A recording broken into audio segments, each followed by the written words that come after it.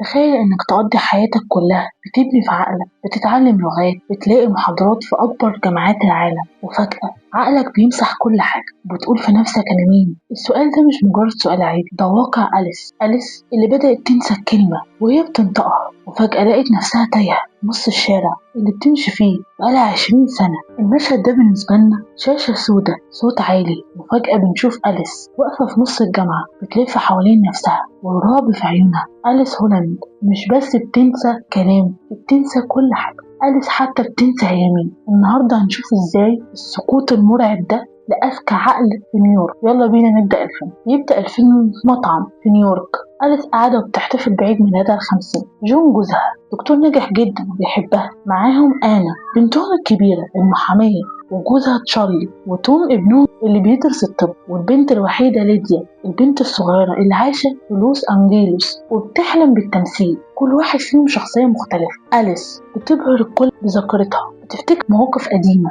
بتلاقي نكت وبطولاتها وسط الكلام. أنا بتلمح إن أمها بتتلخبط في اسم بسيط بس عادي بالنسبة لها، مفيش مشكلة. هنا بنشوف العيلة، عيلة ناجحة غنية ومثالية لدرجة تخوف. أليس قاعدة في البيت بتكلم ليديا رافضة تدخل الجامعة وعايزة تمثل. أليس بتضغط عليها، الشهادة هي اللي هتحميك يا حبيبي. ليديا بتقول لها أنا مش زيك يا ماما، مش لازم أكون ناجحة زيك. أليس بتهز راسها، بتحس بصداع خفيف بيجي ويروح. أليس بتسافر بورنستون عشان تلاقي محاضرة عن اكتساب اللغة. الوقفة على المسرح هي حياتها. بتبدأ تتكلم بجراءة، فجأة وقفت في نص الجملة، كلمة اللي هي كانت عايزة تقولها مش عارفة تقولها. بتبدأ تفرك إيديها، بصت في السقف، حاولت تضحك وتقول شكلك كبرت. الطلاب بيبصوا لبعض باستغراب. أليس كملت، بس دي كانت أول حاجة اللي هي مش عاملة حسابها. تاني يوم الصبح أليس نزلت تجري في التراك بتاع الجامعة، وهي بتجري في الطريق وقفت فجأة، بصت للمبنى حواليها كأنها بتشوفه لأول مرة. ما بقتش عارفة فين الشمال وفين اليمين. أنا فين؟ أنا إيه اللي جابني هنا؟ قعدت على الرصيف، قلبها بيدق. استنت 10 دقايق لحد ما الخريطة رجعت اشتغلت في دماغها، ورجعت البيت وهي ميتة من الرعب. أليس قررت ما تقولش لجون جوزها، راحت للدكتور مخ وأعصاب لوحدها. الدكتور سألها أسئلة روتينية عادي، بتنامي كويس، تاخدي أدوية. وبعدين بدأ الاختبار الحقيقي. قال لها أنا هقولك اسم وعنوان وعايزك تكرريهم كمان شوية. الاسم كان جون نيكولوس، والشارع 42 شارع وسط. أليس ضحكت وقالت له سهل. بس لما بدأوا يختبروها في الحساب ويطلب منها تراجع العنوان تاني، أليس ما بقتش فاكرة غير جون. بدأت تفهم إن المصيبة أكبر من مجرد إرهاق. أليس رجعت البيت، جون كان قاعد بيشتغل. قالت له جون أنا رحت للدكتور مخ وأعصاب. جون استغرب، ليه مالك؟ حكيت له عن المحاضرة عن توهانها في تراك. جون في البداية أول الفكرة ما كانش مهتم بيها، أكيد شوية ضغط شغل، أنت بتشتغلي 15 ساعة في اليوم. بس أليس أنا عارفة مخي يا جون، أنا عارفة إن في حاجة بتهرب مني. هنا بنشوف أول شرخ في علاقتهم. جون المنطقي مش عايز يصدق، وأليس الضحية بتغرق. أليس راحت تعمل تحليل وهي جوه الجهاز. أصوات العالية والضيق خلوها تحس إنها في تابوت. بعد الأشعة الدكتور طلب منها تعمل بيم سينج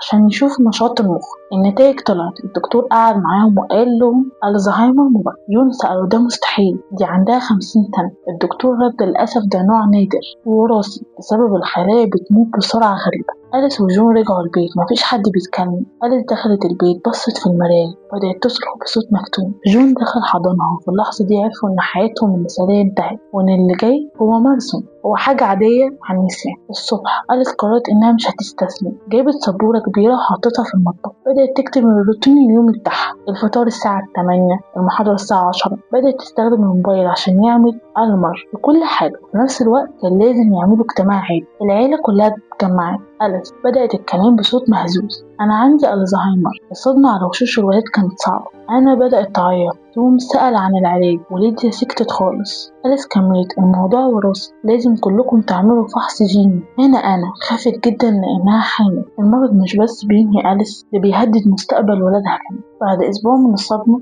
النتائج الجينية طلعت. أنا الكبيرة وتوم عملوا التحليل، النتيجة كانت حاجة تانية خالص. أنا حامل للجنين، يعني مصيرها هيكون زي أمها بالظبط. توم طلع سليم، أما ليديا فرفضت تعمل التحاليل أصلا. قالت مش عايزة أعيش حياتي وأنا مستنية الموت. أنا بدأت تنهار، بتفكر في التوائم اللي في بطنها، هل هيحصل لهم حاجة؟ أليس هنا بتحس بوجع. هي مش بس مريضة، هي المصدر اللي دمر حياة بنتها. أليس قاعدة في المطبخ بتحاول تعمل وصفة اللي بتعملها بقالها 30 سنة. فجأة وقفت قدام الدولاب، هي عايزة نشا بس مش فاكرة الكلمة حتى، ولا فاكرة شكل العلبة. بدأت تفتح كل العلب وتشمها وهي منهارة. جون دخل وشاف المنظر، حاول يساعدها بس أليس صرخت فيه سيبني أنا مش طفل. هنا بنشوف إن الاستقرار هو أول حاجة المرض بيتعب. أليس راحت مكتبها في جامعة كولومبيا. رئيس القسم دخل عليها أليس جالنا شكاوي كتير من الطلاب، ما بقيتيش بتصححي الورق وبتقولي نفس المعلومات 3 مرات في المحاضرة. أليس حاولت تدافع عن نفسها بس الذاكرة رجعت لها تاني، ما افتكرتش اسم الطلاب اللي الطالب حتى اللي كان بيشتكي. رئيس القسم طلب منها أجازة. أليس خرجت من الجامعة وهي شايلة كرتونة فيها كتابها. الكيان اللي بنيته في 30 سنة اتهد في دقيقة. متخيلين؟ أليس رجعت البيت مفيش حد موجود. فتحت اللابتوب وسجلت فيديو لنفسها. في فيديو أليس الذكية تكلم أليس التايهة. يا أليس لو وصلت لمرحلة إنك مش عارفة تجاوب على الأسئلة اللي هسألها لك دلوقتي يبقى حياتك مبقاش ليها لازمة. افتحي الدرج الشمال في مكتبك هتلاقي علبة دواء مكتوب عليها للنوم فقط، اشربيها كلها ونامي. أليس حطت الفيديو وسمعته لأن الفراشة بتعيش حياة قصيرة وجميلة وده اللي هي عاوزاه. ليديا رجعت من كاليفورنيا عشان تقعد مع أمها شوية. أليس وهي بتنظف الأوضة لقيت مذكرات ليديا، قعدت تقراها كأنها كتاب عادي. نسيت إن دي خصوصية بنتها. ليديا دخلت وشافتها. انت ازاي تقري خصوصياتي؟ أليس بصت لها. انا كنت فاكرة انه ده كتاب عادي. هنا ليديا فهمت ان المرة ما بقتش أليس اللي كانت بتخاف على المشاعر، المرض مسح ليها كل حاجة حتى الاجتماع اللي عندها. أليس قاعدة لوحدها حست انها محتاجة تدخل الحمام. قامت مشيت في الطرقة بصت على 3 بيبان مش عارفة انهي واحد فيهم الحمام. بدأت تفتح الابواب عادي. دخلت المطبخ، دخلت اوضة النوم، تاهت جوه شقتها. في النهاية أليس ما قدرتش تمسك نفسها وهي واقفة في نص الصالة لما جون رجع لقاها قاعدة على الأرض بتعيط. من اللحظة دي عرف إن التمريض بدأ فعلا. جون جاله عرض شغل أحلامه في مدينة روتشستر بعيد عن نيويورك خالص. قعد مع أليس وقال لها لازم ننقل، ده مستقبل. أليس بصيت له بوجع. أنا مش عايزة أمشي من هنا، أنا لسه عارفة أماكن محيطان هنا، لو نقلنا هضيع تماما. جون كان أناني في اللحظة دي، ضغط عليها وقال لها إن دي مصلحتهم. كلام كان بينهم بين طموح الزوج وبين بقاء الزوجة. أليس قررت تشترك في مؤتمر لمرض الزهايمر. وقفت على المسرح ومسكت ورق كتير عشان ما تتوهش. كانت بتمشي بحذر كل سطر بتقراه عشان عينيها ما تسرحش. قالت جملة أنا مش بعاني، أنا بكافح عشان أفضل جزء من العالم ده، عشان أفضل متصلة بالناس اللي بحبهم. الكل واقف وسقف لها. أليس بعد ما خلصت نسيت هي كانت بتقول إيه أصلا. أنا خلفت التوأم. أليس راحت المستشفى شالت البيبي ووصته، بس لما سألوها عايزاه تسميهم إيه سكتت. هي نسيت أسامي ولادها أصلا، فما بالك الأحفاد. الفرحة كانت ناقصة إن الجدة اللي المفروض تحكي حكايات مبقاش عندها حكايات تحكي. العيلة راحت بيتهم اللي على البحر. أليس قاعدة قدام المية. ليديا بتحاول تقرب منها تفتح معاها مواضيع. أليس سألتها انتي بتشتغلي ايه؟ ليديا اصطدمت. قالت لها قبل كده انها عايزة تمثل. بدل ما تزعل ليديا بدأت تتعامل مع أليس كأنها طفل. بدأت تحكي لها عن أحلامها من جديد. هنا العلاقة ما بين البنت والأم اتحولت لعلاقة حب غير مشروط. أليس قاعدة لوحدها في البيت، الصمت تماما. بالصدفة ايديها جت على اللابتوب، فتحته وبدأت تدوس على الملفات بتاعتها لحد ما لقيت فيديو. فتحته شافت نسخة تانية منها، نسخة شيك مرتبة بتتكلم بوعي. الفيديو بتقول أهلا يا أليس، لو بتشوفي ده يبقى انت مش عارفة تجاوب على أسئلة. اسمعيني كويس. أليس المريضة بتبص للشاشة كأنها بتشوف حد غريب. الفيديو بيقول لها اطلعي فوق، افتحي الدرج، خدي الحبوب. أليس قامت طلعت تستلم خطوة بخطوة. النهجان بيزيد، المرض مسح الذاكرة بس ساب حاجة جواها. وصلت الأوضة، فتحت الدرج ولقت العلبة الزرقاء. أليس ماسكة العلبة وكوباية المية والموبايل في ايديها التانية. بتشوف الفيديو عشان تفتكر الخطوة الجاية. اشربي المية الأول يا أليس. لسه بتمسك الكوباية فجأة الممرضة بينجي.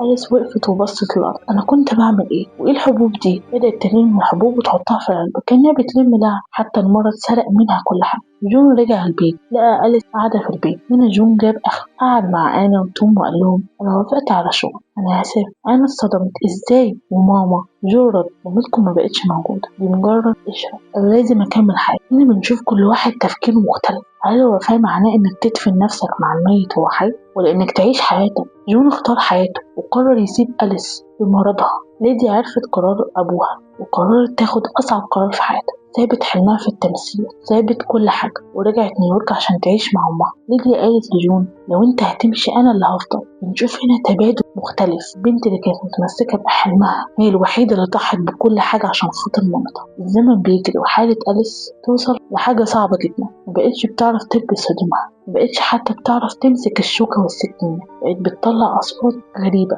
عيونها بقت دايما باصة للفراغ. ليدي قاعدة مع أليس في الجنينة. ليدي مبقتش بتتعامل مع أليس كدكتورة أم عادية، بقت بتتعامل معاها كروح. بدأت تقرأ قصايد مش عشان أليس تفهم المعاني، بس عشان تسمع رنة صوت بنتها. أليس في اللحظة دي كانت هادية، مفيش توتر، مفيش خوف من المستقبل، لأن المستقبل بالنسبة لها مبقاش موجود، مفيش غير دلوقتي. ليدي قاعدة جنب أليس وماسكة كتاب، قرت لها مقطع عن الحب هو القوة الوحيدة اللي بتفضل لما كل حاجة بتنهار. ليدي قفلت الكتاب وبصت لمامتها بدموع. ماما، فهمت المقطع ده كان بيتكلم عن ايه؟ أليس بتبلع رئة، عضلات وشها بتتحرك بصعوبة كأنها بتعصر مخها عشان تطلع آخر كلمة. بس فجأة بصوت واطي قالت كلمة واحدة: المقطع ده كان بيتكلم عن الحب. ليدي ابتسمت. صح يا ماما، عن الحب. بنشوفهم قاعدين في الشمس. بينتهي الفيلم على ايه؟ فيلم ستار ألس. مش فيلم عن الموت، ده فيلم عن اللي باقي من الإنسان. أليس خسرت ذكائها، لغتها، منصبها، ذكرياتها، بس في النهاية فضل الحب.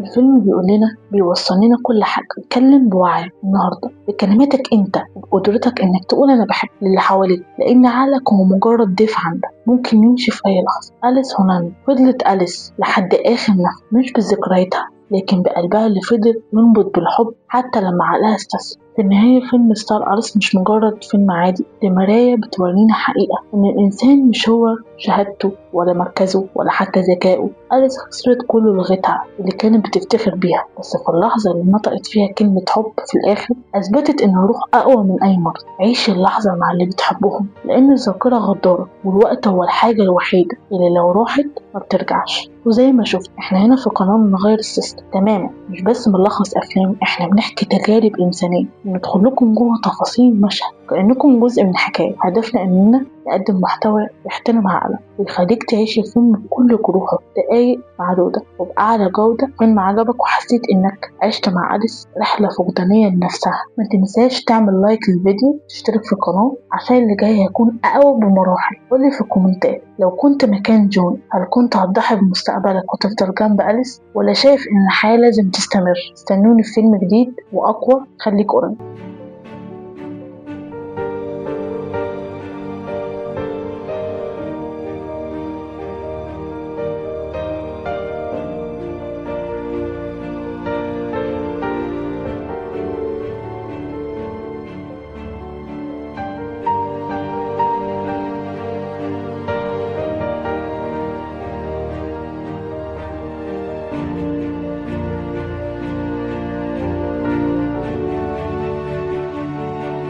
خليك قريب.